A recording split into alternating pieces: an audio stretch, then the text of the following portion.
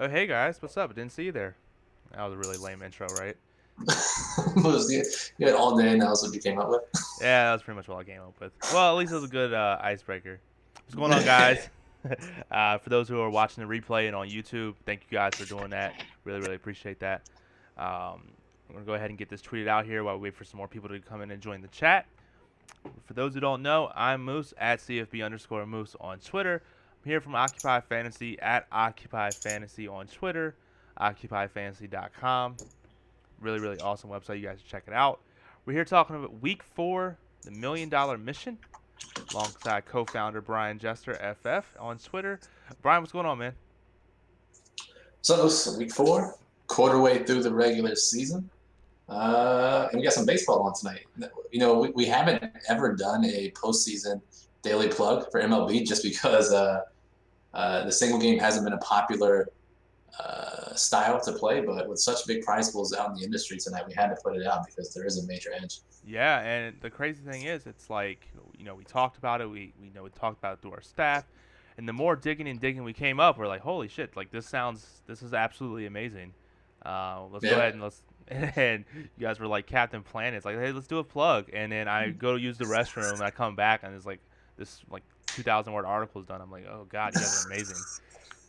Yeah, Chris and I teamed up today and got the plug out. It's definitely a good one. It's and as we described in our staff chat, it's like it was very similar to All Star Game Hmm. and Pro Bowl, where it's like this niche sport that doesn't come around very often. That can give us a big edge. Absolutely, yeah. So, all right. So, for guys that are here, we're doing week 4 of the $1 million mission. Brian, do you want to explain what that is for the people who For have sure. or who haven't heard of it? Yep. So the $1 million mission is my weekly series here on Tuesday evenings. We're doing this every week of the NFL regular season, where my goal is to win the $1 million again. Won the $1 million back in February during Super Bowl. My goal is to try to do that one more time this NFL season. And by doing that, I am 150 maxing FanDuel and DraftKings. And here on Tuesdays, after every week, we're recapping those lineups, talking about some strategies, why I picked the players I did, and just some general high-level talk about mass multi-entry and the DFS Magic tool that we partner with. Yep, absolutely. Yeah, DFS Magic. I love it. Definitely very, very powerful optimizer. Occupy Fantasy users get access for the first half of the season for free. Check it out, dfsmagic.com. But yeah, so let's get right into it. This week's a little different, and we're gonna go ahead and we're gonna show you your weekly results here and see how that came out. Let's see if I can get the right image up. I believe in you, Moose. All right, here we go. And Moose, while you're bringing that up, if you're watching this now live on Twitch, hop in the chat. Have or any comments you have, we'll answer them here live. If you're watching this replay on YouTube, we appreciate that. Go ahead and subscribe as soon as they're released. Yep, absolutely. So if we look here, you actually did pretty damn well. Let's Uh, go. positive plus 27% ROI. 2,600 on entry fees. You had 20 satellite tickets. So take home 3,300. But even though it is plus 27%, I was with you. We were following it. You definitely had a really good chance here. Yeah, so before that Cooper Cup touchdown late in the 4 o'clock window, that ROI was in the hundreds of percent. So super shitty. But, as we've said every single week here, not hinging on the results too much, trust in the process, learning each week as we go, implementing the things I've done incorrectly in the past, improving the things that I think I'm doing correctly, and just on the right path. So, seeing the plus 27% is nice. Hmm. A positive reinforcement to what we're doing here. But again, could have been a lot higher this week. Yeah. And real quick, for those of you guys who don't know, up at the very top in the scrolling text, you'll see Brian's top 10 leveraged plays for this for week 4. What that means is who he had more of compared to the field. So, for example, the highest his highest leverage play was Jarvis Landry, which we'll talk about in a little bit. His ownership was 24 percentage points higher than what the field had him in the Millie Maker. Yeah, but like I said, we'll go deep into that. But yeah, I changed. We talked about it literally on this time last week. How I needed more of those receivers that I really liked. Mm-hmm. capping him somehow at like 10% last week, and I won him way, way more. And I was able to do that this week. Yep, absolutely. And just again for full transparency, here's what it is for your results year to date. You see here, 9,900 entry fees, 105 satellite tickets, which is pretty damn awesome. Uh, Yeah. but negative 16% ROI. Um, again, I trust the process. I'm sure within a couple weeks that'll be in the positive ROI, so we can flex on people a little bit harder. Yeah, exactly. But you know how it's going to go, right? It's going to be negative, negative, negative. Then at some point, ideally, assuming I don't completely suck, it's going to be like plus 300% probably. Well, the moment you stop stacking Arizona will be the day that you hit the million.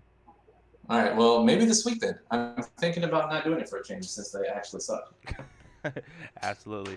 Yep. And again, guys, really quick while we go into that, um, if you want, definitely go ahead in the chat. I see we have Chris, our baseball NFL contributor, here. Go ahead and ask us questions in the chat. There's literally no dumb questions. If you have a question about the process that Brian's using, if you want me to slow down, you want me to reiterate something, definitely go ahead and let us know. We're going to be here for an hour until 9 p.m. I also have the baseball game on in the background, so you may hear the occasional cheer. Let's hope so. Yeah, actually, it's 8:07, so we got a couple more minutes here before the. I'm curious to see the ownership for the MLB GPP. I'm very, very curious as well too. So Yeah, sorry. and actually, I'm using that slate. This baseball slate. Obviously, using the Thursday night, Sunday night, Monday night slates, and of course, NHL's coming up soon. That's how I'm accumulating all these satellite tickets. I'm not just doubling up. I am doubling up on satellites on the Sunday slate, but these other slates throughout the week, as we recommended every plug and everything, is a great way to stack tickets for one contest. And we've mentioned it before. Those Thursday through Sunday slates, the Thursday Monday slates, that original game, whether it's that Thursday on the Thursday Sunday, Thursday Monday whatever, the Monday and then Monday Thursday game, that first game people go way over owner, if that makes sense. So back, if a little history lesson here. Maybe 4 or 5 years ago, FanDuel had a Thursday through Monday slates, and you could not change your lineup after the Thursday game locked. Wow. And in fact, this is how our guys at the UF Collective, the UFC ownership, projected ownership got started. They were looking at FanDuel numbers in these Thursday through Monday contests and predicting what people would do in the Sunday only contest. Okay. And they found, and we found that, the night game is the first game of the slate. There's more information. It's on national TV. Those guys are way higher owned than they would be if it was just mixed in with the regular Sunday games. And we still see that same phenomenon if you're playing Thursday through Monday, Thursday through Sunday slates these days. Guys in that first game are going to be over-owned, and you can use that to your advantage. And we don't nearly talk about that enough as far as NFL strategy. Yeah, definitely agree with you on that. But yeah, so let's get into it. How do you want to take this? You want to talk about some of your high owned guys? Let me go ahead and get this picture off the screen before we lose every single follower. And what we have on the background here is the same resource that we like to use every week. It's free from fantasylabs.com. It's our contest dashboard. You can look at any of the entries, their player pool, their number of entries, their exposures and leverages. Very, very powerful tool. So huge shout out to them for having this for free. Again, as you look here, you were definitely leveraged on Cleveland. So I'm assuming that game was one of your stacks, right? It was one of my stacks, and unfortunately Baltimore could not cooperate because a lot of the guys that I had leveraged did really well, especially Landry and Chubb. And Landry I was gonna say, and both of those guys were pretty high up in the model too, right? Yeah, Landry was like a top 10 play, if not higher, and Chubb was actually really high, and it surprised me because that's not something I didn't expect him seeing that high, and I actually used him outside of my stacks as well, which certainly helped with that positive ROI this week. Yeah, absolutely. What I was gonna say to you, Mos, if you see here on the left side in this this contest dashboard, you see my 150 entries, 62 players I used this week, a little bit higher than what I used last week. And then my max percentage was pretty low, 29 or 28%, whatever that is. What are your thoughts on that as far as not maxing out a higher number? I don't know. See, we kind of have different opinions on this, whereas, we talk about it throughout the week all the time, especially in the staff chat, where, maybe there are guys that, you do just have to say pretty much fuck it. Like I'm just going to max, on a high owned guy, especially like in a running back or something, and just go overexposed to what the field's going by. So you went a little low for my liking here, but then again, you're the one actually doing the 150 maxing. No, I think you're right. I wasn't thrilled with it, and I think on FanDuel I had some higher numbers. Okay. But like I would have much rather preferred just to have McCaffrey in like 50% of my lineups. Yeah. Like So having this week. So I mean, just quick question for you then. Just say someone like Jarvis Landry, who's your most exposed player. You liked him. He was a top 10 wide receiver. He fit that under 10% criteria, but with only a 2% ownership. Let's say if Let's he go. what happened? Yasmani Grandal, home run. Oh First pitch. yeah, let's go. 2-run home run. Let's fucking go. That Scherzer fade looking pretty nice, boys and girls. He crushed that. It left the park in about 2 seconds. Yeah, and see my hashtag no cable life. I'm looking here and I'm like, all right, bet I'm just gonna go on MLB TV. And it's like MLB TV is not available for postseason games unless you have cable. And I was like, fantastic. That sucks. So are you streaming it all or not? I'm just following the game center. But yeah, Okay, so I was cool. gonna ask you the question. You went pretty high owned, 20 times, like 10 times the field on Jarvis Landry. Let's say if his ownership was still under 10, but let's say if he was 8%, do you think you would have gone a higher ownership for him? Yeah, good question. Probably. He's 2% owned for a reason. However, our model felt some of the back end stuff we looked at felt that he was going to exceed expectations. He was part of this group of guys that we like to identify every week who have underperformed expectations. Mm-hmm. It's a big reason he was bumped up in the model so highly. Well, real quick, But yeah, do you want to talk about that for a little bit? What that kind of means? You kind of skip through that a little fast. sure. So, trying to think about this the best way possible. So you look at wide receivers. This is the only position this really applies for. It applies to some tight ends as well. We track this. We talk about it a lot in all of our content. But air yards, right? How many yards down the field a guy's target is. And guys who are getting a ton of air yards, good amount of opportunity. However, guys who, for some reason, the balls are poorly thrown, he drops some passes, great defensive coverage, whatever it may be. He doesn't perform. He catches 2 passes, whatever. But on a consistent basis, if a guy over a couple of weeks is getting a ton of opportunity like that, eventually he's going to capitalize. And because his game logs show that he doesn't have a lot of production, so what you have is this combination effect of a guy who's in line for a high ceiling game, but at lower ownership. So guys this week like Jarvis Landry, Robert Woods, Kenny Galladay, Devontae Parker, quite a few guys that fit that bill. So really what you want to try to do is try to get those guys into as many lines as possible. Jarvis Landry was a guy this week. Robert Woods was a guy. We talked about it last week where Mike Evans was the guy for me last week. He was my favorite receiver. I only had 10%. And most that didn't make any sense. So this week I made a concerted effort to these guys that I really liked at the receiver position. In the DFS Magic lineup builder, I'm putting those guys at 25, 30% in my lineups and then letting the rest of the exposure figure out itself. No, that absolutely makes sense. Yeah. I was just doing ownership real quick for that large GPP. Scherzer 32% as a captain. That's insane. Well, that's actually nuts. Yeah. But yeah, so I mean those the opportunity thing that we just talked about, the underperforming players, that doesn't really spark a lot of interest. I don't see that many people talking about it. But it's a really, really good thing for wide receivers with such a bust position where it's kind of almost like a binary, I think, with wide receivers where they either bust or they do really, really well. Maybe that's just a small sample size for this season. Maybe, but if you think about it just simply, that is kind of how you look at it. And Yeah. Keenan Allen's a great example this week, 40% owned. And you just think about it from like just a common sense perspective. It's like Keenan Allen is big in 1 million targets a week. He's facing literally the worst defense in the league, and like all their offensive players out. How could he possibly fail? I don't know the actual answer, but shit happens at the receiver position, and that's what happened. And he got 4 for 50 or 5 for 40, whatever it was. Yeah. And that volatility of the position is what we harp on in high risk contests. Completely dig it. Can't go wrong there. Another person that I also your top 10. I was trying to think of the best way to say this, but your top 10 leverage plays were definitely a lot more different than normal. You definitely had a lot of quarterbacks. Three of the top 10 were in your leverage plays. Did was that something that you kind of planned out, where you were looking for low owned quarterbacks, or is that just kind of how it worked out?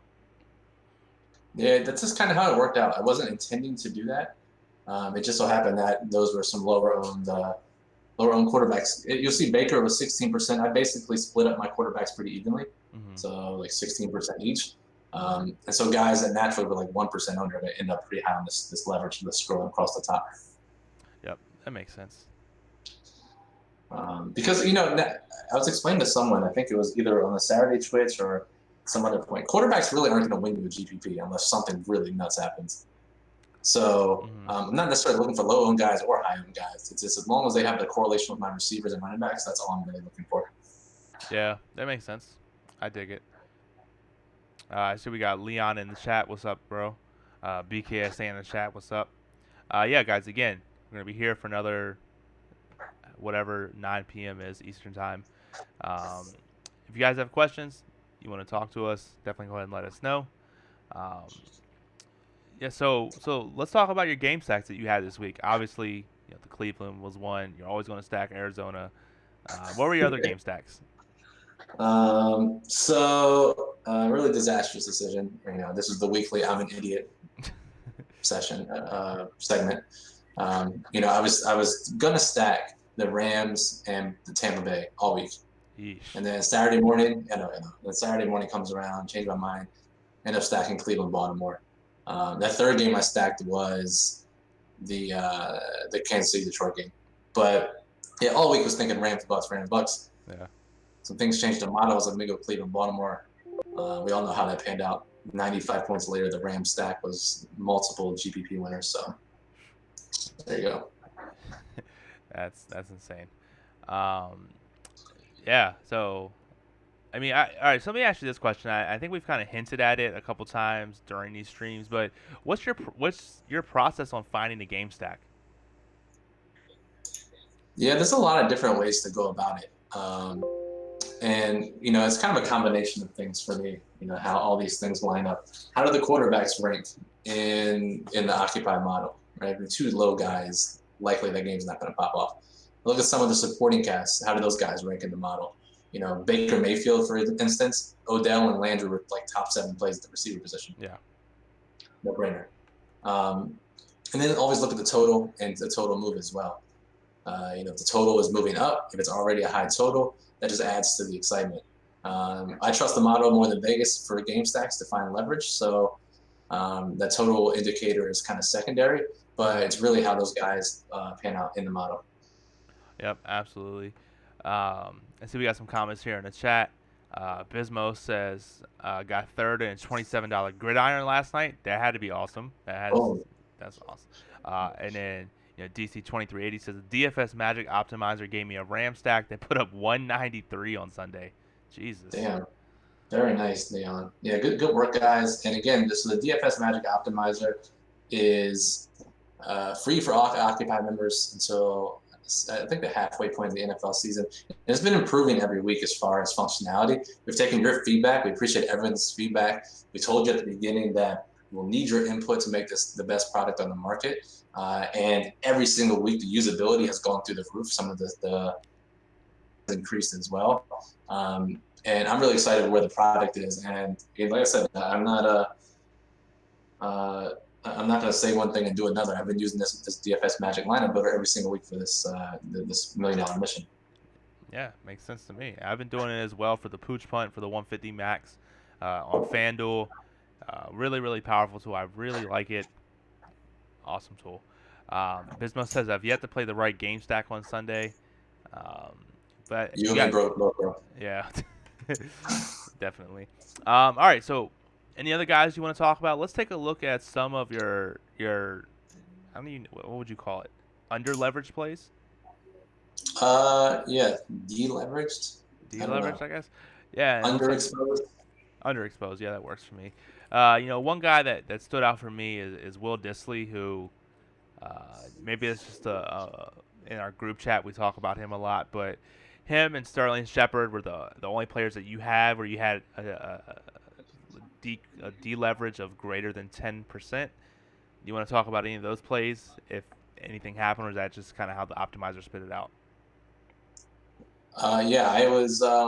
I like Sterling Shepard. I didn't expect him to be 27 or 20, whatever, 21% owned. That was shocking to me. And really, that's always one of the things that bothers me the most is when the ownership is way off than what I expected, because that's a lot of my plays hinge on that.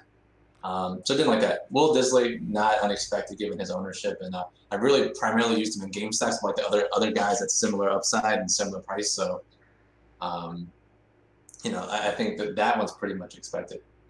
Yeah, no, I get that. Um, any other plays kind of stand out for you? It's in your player pool, whether it's unexpected ownership, high leverage, a mistake you saw, even maybe.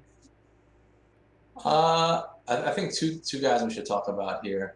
One is Robert Woods. So we've talked about this underowned, underperforming receiver category. Robert Woods was the #1 receiver in the model last week. Okay. That alone should cause you to take pause, because most of the time it's a stud receiver, Mm-hmm. like an actual stud, Yeah. like DeAndre or Julio or somebody. When Robert Woods was #1, that alone just let me know that, hey, I need to get this guy into as many lineups as I can. So that's when I manually put him in at, I think, 27 or 30% ownership in DFS Magic, which ended up being like 5 times his ownership. I think he was what, 5% owned maybe. Let's look here. 3% owned. Even better. So I had super leverage on him. Of course, he still didn't freaking score touchdowns. So, but yeah, he was a guy I really wanted to get a lot of. Yeah. Yeah. So I mean, again, it goes back to the question, and this is maybe a higher level question. What kind of max leverage do you have on a guy? Is it kind of around that 20-25 mark is where you draw the line, or could you make a case of, let's say if Robert Woods is #1 wide receiver in the model, his type of players don't normally get there.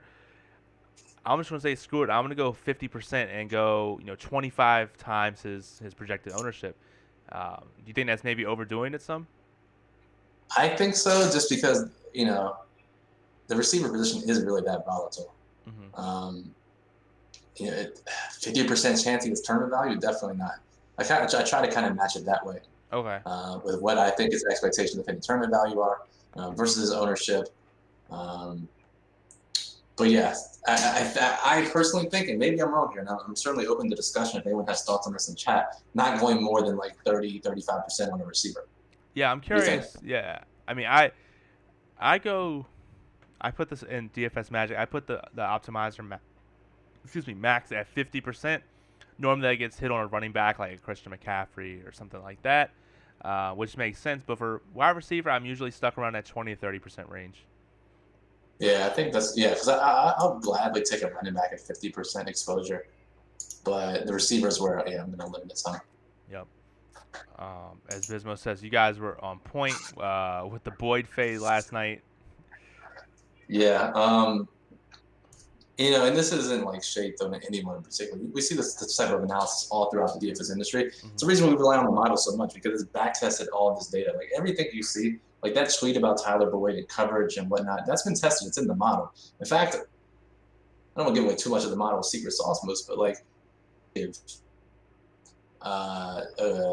addition, I don't know what the right words here, but like if a receiver has a good matchup, we actually penalize him in the model because of the expected what the public expects from it. Yeah, and so and here's the thing that, again, not trying to give too much of the secret sauce of the NFL model, but things change, things happen, rules happen. Every year during the offseason, we're spending most of that summer back testing data, making sure that things fit the way they're supposed to fit, and if we need to adjust some underlying metrics, we do that, which is really really awesome. So if we say, we like and as new data comes out too. Yeah, exactly. Yeah, as new data comes out, so next gen stats get incorporated. Again, over 150 metrics. I can't. We'd be here 24 hours if we wanted to go into complete detail of it. Right, and like just for like you said, next gen stats. stats last offseason, a lot of next-gen stats became public. We incorporated some of that and tested it, and we found that some of these items are important for predicting. It's really about predictive versus descriptive. Like if something describes what has happened, it might sound really good, but it doesn't necessarily mean something for the future. And like we said in the plug last night, Evan Silva's tweet about Tyler Boyd said that slot receivers have destroyed Pittsburgh. Pittsburgh probably knows this. They've probably looked at film all week on this. And if you're a hashtag film watcher, you saw that they were doing some different things to Tyler Boyd last night. They know what their issue is. Now, other positions, it's hard to shore up your run defense, or it's hard to shore up necessarily against tight ends, or it's as quarterbacks. Receivers is the big position where some of this public knowledge and expectations end up being wrong. Yeah, I completely agree with you on that. And Bismo makes a comment, says Moose is an OP programmer. Yeah, probably since I was about 12 is when I started learning to code. And that's basically what I do as a hobby. I just do what I need to get done. All right, so I know we kind of went off topic there a little bit. I'm always happy to answer questions about the model. I love digging in with that kind of stuff. Do you want to take a look at your best lineup? Yeah, let's take a look at that for sure. Cool. If we look here on DraftKings, we have your best lineup that scored 212.68. You know what I've noticed, and I'm going to make a quick point right here, is it seems like maybe with defenses, I don't know how many defenses did you use last week? I like 5 to 7. So for full transparency, like we're trying to teach people how to use the optimizer. What I'm doing, I'm learning as I go. My initial pool, I do like 5 or 6 tight ends, 5 or 6 defenses. Mm-hmm. Sometimes when I run the lineup builder on DFS Magic, it'll give one Thames home run. Defense like 4. No shit. Yep. Fucking Occupy model is so good. Yes. Let's go. God, the Occupy model is so fucking good. It's unbelievable. Yes. Dude, it is uncanny how good it is. God damn, let's go. 15% ownership in the big GPP. For Thames? Yep. Wow. Love it. Love it. Okay. All right. Sorry. We got a little off track there. Yeah, so you were talking about. I know the chat's going wild. You were saying something about picking your player pool. Yeah, sorry. So I'm doing 150 lineups now. If you're doing less, if you're doing 20 max or 3 max, obviously 5 max, you want to scale these pools down because you don't want a ton of players. I've been doing for 150 lineups, 5 to 7 tight ends, 5 to 7 defenses. The optimizer or lineup builder gives me like 40% of the defense. I definitely don't want that. I'll add maybe 1 or 2 more. So that's how I end up starting it. Because the only reason why I asked that is maybe, again, this full transparency, this is absolutely small sample size hindering me on this, but I've noticed it just seems like the Patriots just score a fuck ton of defensive points every week. Do you ever think about going a little bit more exposed on a defense that ranks highly up in the model? I've kind of been balancing out, but maybe I do. Maybe I just do 100% Patriots every week since apparently they're the best defense there is. I don't know, maybe, but yeah, because they're pretty up there. So as you see here in the lineup, you did the Cleveland Baltimore stack. The one kind of low player in here, the only person that scored single digits was Hollywood Brown. 4 catches for 22 yards. That's not his normal, average depth receiving yards per reception, if that makes sense. So that's a little upsetting to see there. What's your takeaway from this?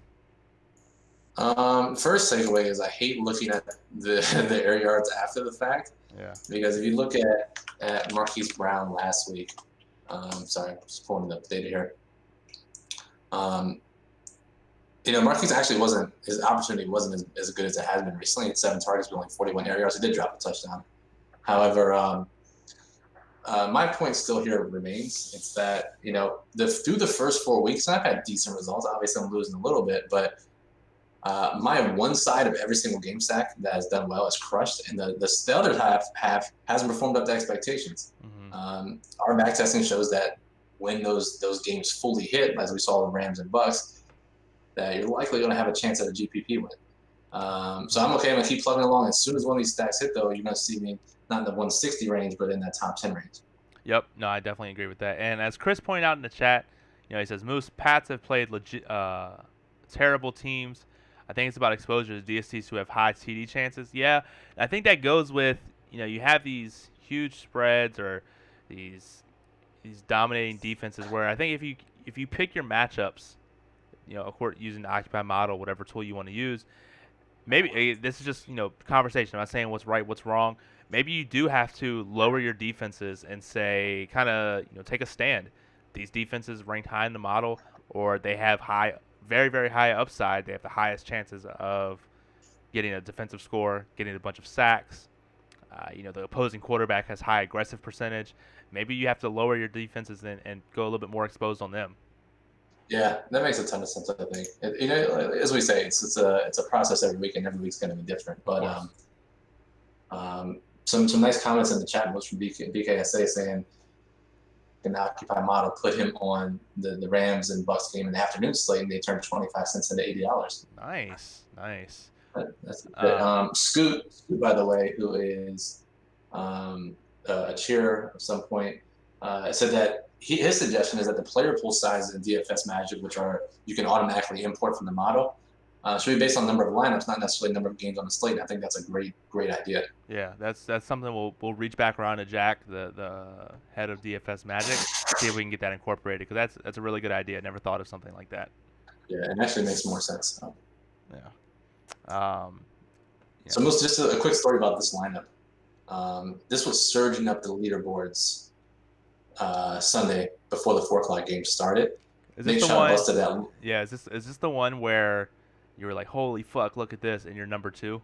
Yeah, so after that Nick Chubb run, I moved up to number 2 in the Millie Maker. Still Robert Woods left to go. And so basically needed some pretty silent 4 o'clock from the rest of the teams.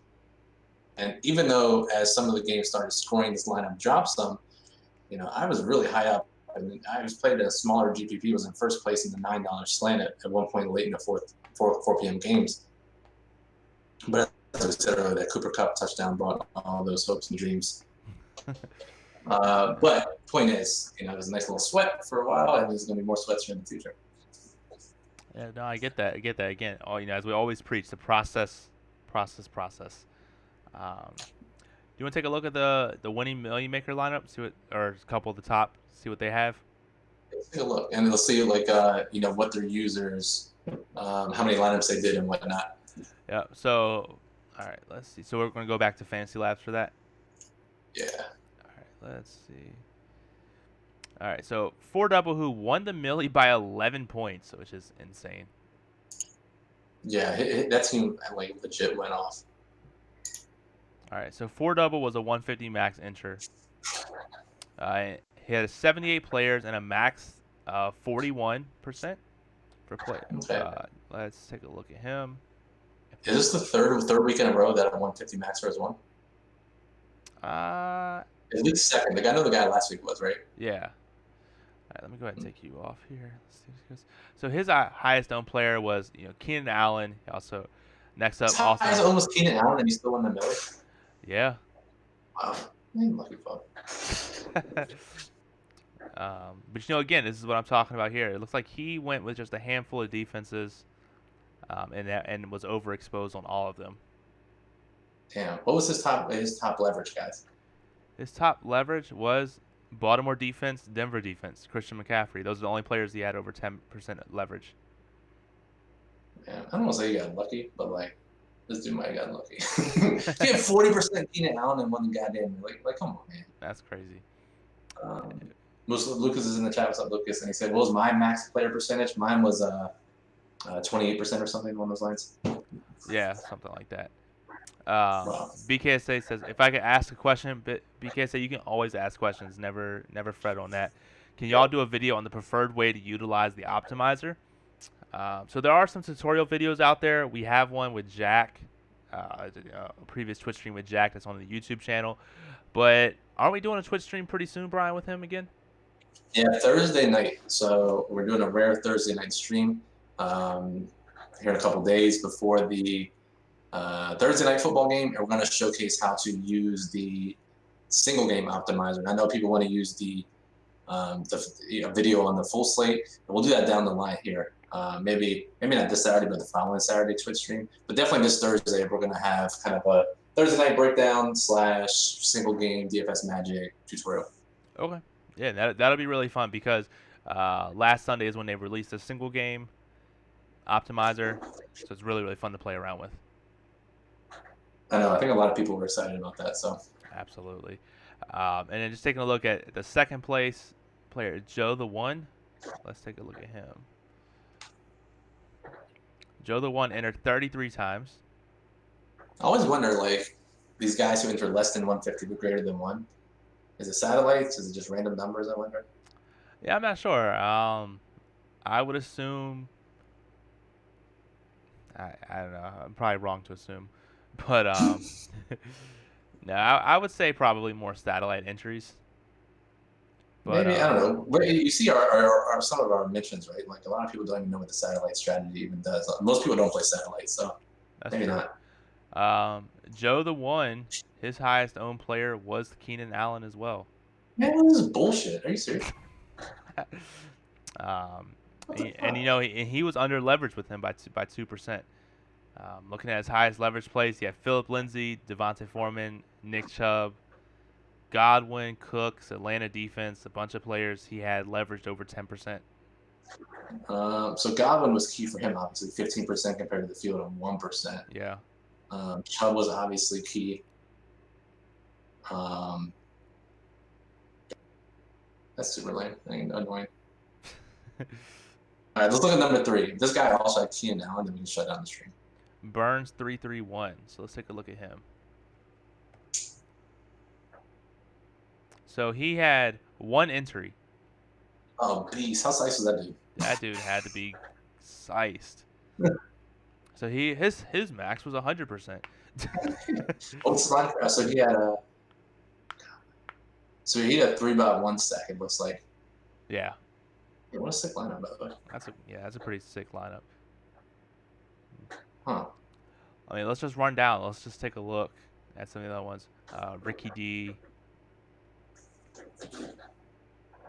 had 150 entries. So again, I saw after the first 2 weeks, there was some rumbling on Twitter of people saying, is it over for the year of 150 max? Not 150 max people are winning against super small sample size, and we see now that several people in the top 1% are these 150 max players. Even week 1, remember they were like, it was the guy who won whichever however many entries he had, and then the 150 max were the only profitable groups of players. Yeah. In week 1. Yep. So. Yep.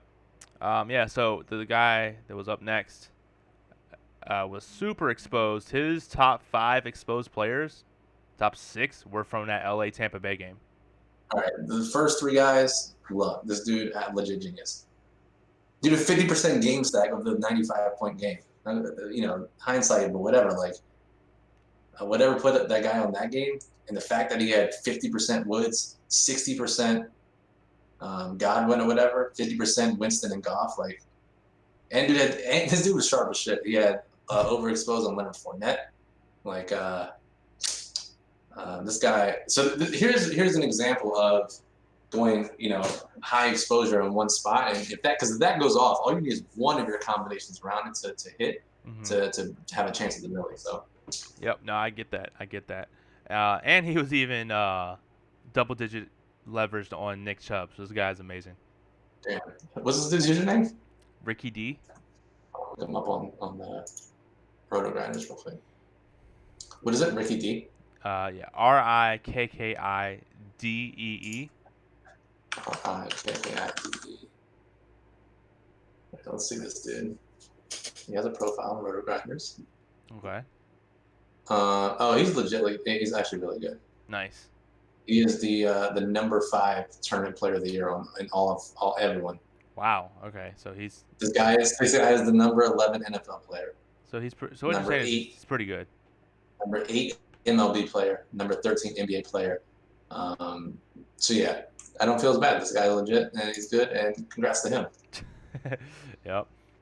One thing that we do like to show on here, it's usually the same thing every single week, but the salary distribution on here we talk about how to be different, how to differentiate yourself, how to have a unique lineup in order to take down that milli.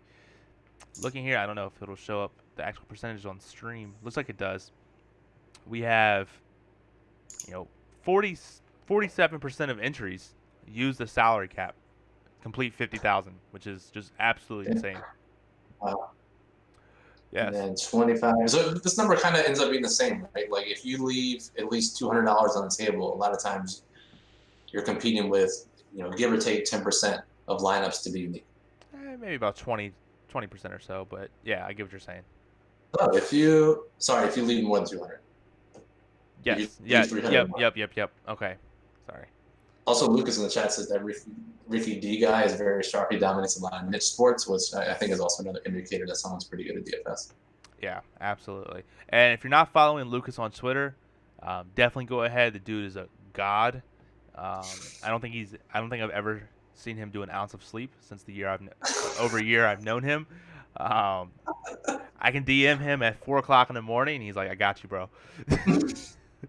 Just researching college football or some fucking EPL or some shit. Yeah, so he's a college football plug writer, does great work. Always his DMs are open. So sorry in advance, Lucas, if I just flooded your DMs. Lucas also, by the way, contributed to some MLB research today. So Exactly. Yep. Yeah. My bad. Um, cool. Let's take a look here. I do want to see the duplicate lineups because I've been sharing that a lot with the chat and some of these GPPs. Hey, look at these high owned lineups. I did a tweet the other day where, what was it? do you remember my reaction last week when I saw the highest owned lineup here? What I was the like fuck? bewildered by how many people you Yeah. But no, what was it on the Monday night game? There were less than 100, but still, it should be zero lineups that had the backup quarterback in. How many? Let me pull up my tweet. And this one had to be like those pre-built-in lineups because there was one lineup that was 150 maxed and had 3 backup quarterbacks in it. Oh, Jesus. Yeah, that was a placeholder lineup for sure. Yeah. So the whole thread, 4.6% of the lineups in the Monday GPP were unique, and 154 total lineups had at least one backup quarterback, and 145 of them were unique. That is interesting.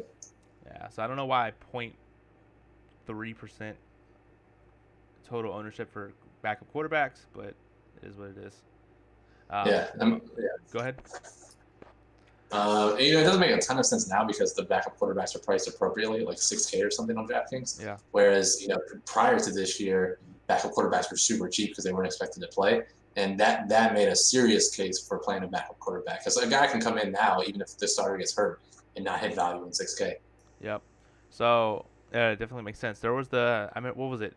Last year when Baker Mayfield came off the bench and won the GPP for the guy? Yeah, it was the week 3. It's funny because Wildy and I literally talked about that in the podcast before. It's like you have to play Baker Mayfield if you want to have a unique lineup, and of course, like psychics, it happened. So the most popular lineup for the Millie Maker, 269 counts by 249 users. You see on the screen here. Kind of incorporated a Giants Washington stack. This had to have been an optimizer one too because it's a 2 tight end flex. Like, come on. Yeah. How many different 249? Yeah, this had to have been an optimizer. I imagine. I get flustered every time I see this every week. I'm just going to assume from this point on it's an optimizer because there's no way 249 different people play the 2 tight end and stack the Giants game. Yeah, no, I get that. And you look at some of these lineups where you have hundreds of people doing it. It has to be some sort of that or a lineup provider. I mean, just look here. You have 109 counts by 107 users. Again, the double tight end flex. What the fuck? That's got to be an optimizer, right? There's no way. If it's similar, because it has DeAndre and Paul Richardson and Greg Olsen. I imagine and Gallman and Captain. This hadn't been an optimizer of some sort. Yeah. I always love seeing this. You have the 100 count by one user. AKA the Blade 13 strategy. Yeah. That didn't look like it did too well, did it? No, the poor guy did not. 20, 40, 60. Yeah. R.I.P. Yep. It's a 2K down the drain. Yep. And the other thing I like to look at, again, maybe I'm wrong. I need to revisit this again. I always think that you should put more stake into wide receiver on the flex position. But again, I think that the optimizer that we just saw that people sold the lineup here don't really give this justice. But 18% of the entries had a tight end at flex this week. Maybe that's why I was profitable. Like, that should not be a thing. 18% tight ends at flex, that's wrong. It should be like 5% max. The only time, so what I like about DFS Magic, and I think I talked about this last week, is there's a specific option for, do you want to use tight end to flex? And you can click no. However, if you're stacking games, like Kelsey and Hawkinson this past week for me, you can choose to only stack tight ends in that game stack and exclude double tight ends from the rest of your lineup, which is what I did this week. But yeah, 18% is bad. Yeah, no, I that's terrible. Again, I think it just becomes from whatever optimizer people used or lineup provider used. They just went with it.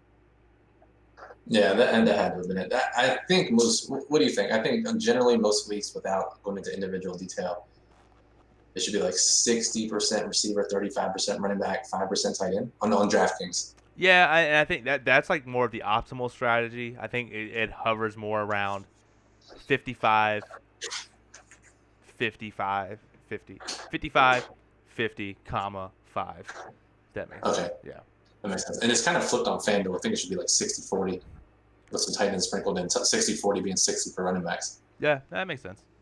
With the lack of that's just for, if we're talking about DFS lineup builder, DFS Magic lineup builder, that's my settings I use when you can select the flex percentages. I normally do like 60-40 running back on FanDuel, 60-40 receiver on DraftKings. Yep, that makes sense. Yeah, I like that thing where it's like the filter, use tight end and stacks globally, and then if you wanted to, you can go in and individually put in what tight ends you want at flex. Pretty sweet. Right, for sure. All right, guys, so we're going to be here for about 10 more minutes. If you guys have any more questions, definitely go ahead and ask them in the chat. Let's take a look. I see Grandal tried to hit that shit far. Did not succeed. Also, Lucas said he's studying. He's like, looking at Champions League stuff for tomorrow. And then, like, right on cue, BKSA is like, is there going to be info for Champions League? No, that's Lucas. Lucas does a lot of soccer. We don't have currently any plans, just from Lucas's sanity standpoint and bandwidth standpoint. But maybe down the line, we'll see. And Lucas and I shoot shit all the time. And the biggest thing that he found out that really helps you differentiate is there's no real like beat writers. Again, Lucas, shoot me in the foot if I'm wrong, but there's no real like beat writers for these huge soccer leagues. People just kind of go with the whim and everything's kind of implied. But if you can figure out who does the set pieces, whatever that means, according to Lucas, I think it means like corner kicks, the set kicks, stuff like that. It gives you a huge advantage because you get points for crosses, assists, and stuff like that. Yeah, we were doing a live stream one time, and we were looking for NFL preseason info or like spring training info or something, and then like we were just on a random timeline, and one of the first tweets that popped on the timeline was Lucas asking like the official like European soccer club's Twitter account who's taking the set pieces for them. Yeah, absolutely. Definitely agree with that. Yeah, that was funny. It was like a Greek team. The original tweet was in Greek or something like that. Yeah. And like, it was like, oh, by the way, who's taking the set pieces? Yeah, absolutely. Yeah, that's always fun. Nah, I love you. I love Lucas, man. He's awesome. Love everybody here at Occupy. Yeah. So spreading the love. So just a quick update here. So tonight we're doing this, obviously. Tomorrow night, Waleed and I are recording both the season-long podcast and the DFS podcast. So if you have any questions, be sure to tweet at us or email us. Thursday night, we'll have the Thursday daily plug for NFL, of course. Then we're doing a special Twitch stream for Thursday night preview and single game tutorial with Jack coming on board for DFS Magic. Saturday, we're doing a little tag team here, a little switch. Chris is going to jump on the Twitch stream Saturday night to preview Week 5 NFL. I'm going to take the Periscope Sunday morning on 11, so a little bit different this week. Did not know that. Yep. Yeah, sorry, I probably should have told you that, but I don't think much changes on your side. No. I don't know if you saw it, Brian, because I didn't get the official retweet. But it seems like the plug's been doing pretty well for the All-Star game. If you guys go ahead and see my tweet on my timeline at CFB_Moose, send a screenshot of your winning lineup. It could be little as doubling your money in a 10-cent or 25-cent, whatever. We're going to give away on stream that Saturday night some sort of prize, whether it's merch, ultimate guide, something like that. Yeah, so cool. Go do that. Okay, so yeah, I just retweeted from the Occupy account. So yeah, if you win tonight using the MLB special edition of the Daily Plug, send us a screenshot, and on Saturday night we'll do a random drawing for maybe a T-shirt, but at least an ultimate guide. Yep. I see a couple comments in here. You talk about we should start an OF chat. We get that so many times. Literally every week. And the response kind of stays the same. It's like it wouldn't be fair for you all. We don't have the time to provide the type of in-depth information 24/7 that a Discord or a Slack chat could provide. And we kind of. You guys want to start one? Go ahead. Yeah. You want to start one for yourselves? Go for it. Until something changes, we will not be doing an Occupy sponsored group chat. Yeah, and that's what these Twitch streams and the Periscopes are meant to be. In lieu of where, we have these hours, several hours per day. I know not everyone can watch them, but they can watch the replays. They can always still reach out to us on Twitter. I know you ask, for questions before the podcast, but these limited amount of times. Whereas, we have these like one-on-one sessions essentially. You can come in, ask the chat. We have the tools in front of us available on screen, and we can kind of show you guys how to walk through it. So we definitely like that a lot better. Jake in the chat says, "No offense, Chris. Brian just has more of a calming presence." And Chris replies, "Narrator," but he did mean offense.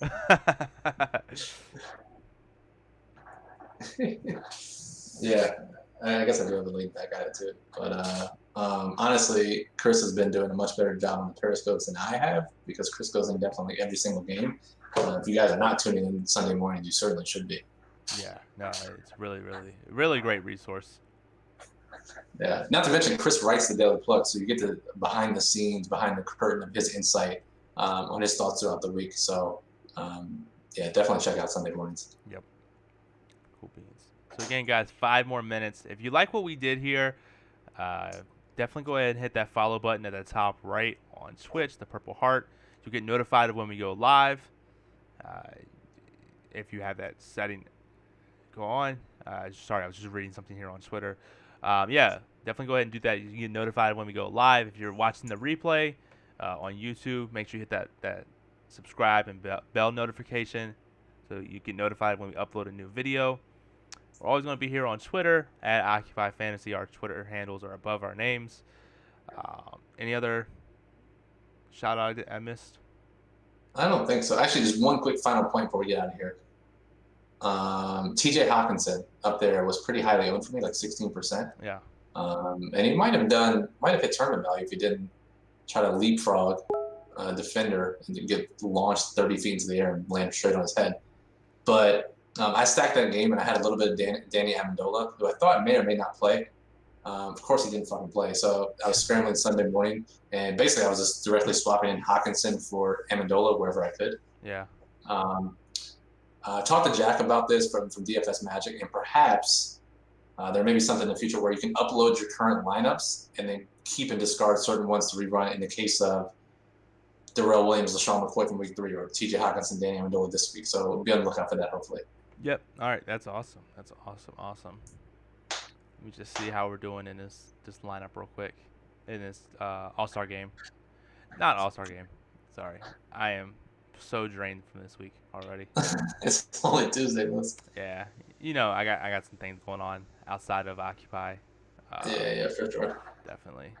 I'm currently sitting 45th, and my GPP, which is pretty dope. Nice, very nice. Yeah, I'm in like a couple of my top liners for like 400th right now, so we're looking good. Nice. Still got our boy Josh Hader to come up soon, so. Yeah, I mean, I can't believe he was, in that big GPP is 47% combined ownership, 41% in my solo shot. So, I guess a lot of people are just talking about him. Yeah, he was a pretty popular name just looking on Twitter and stuff today, so that makes sense. Yeah. Leon has a quick question. You guys think Will Fuller is the play this week? It's funny because Jack and I talk from DFS Magic a lot on Sundays, and he sent me a screenshot. He said, "This is my new favorite play in the NFL," and it was the play-by-play description of Deshaun Watson incomplete pass deep left to Will Fuller, because that literally happens every week. So yeah, Will Fuller, I imagine, will be pretty high up in the model this week just based on the number of opportunities he's been getting that hasn't converted. Makes sense. Yeah. All right, Moose. Anything else before we get out of here? No, I think it's time for us to get up out of here. Kind of already did the shout outs, so thank you again, guys, for those that were here in the chat. Let's hope our players win tonight. Hope that things are going well. Things are looking pretty well so far. Let's keep it up, and we'll be back at it again on Thursday. Hell yeah, let's do it. All right, y'all.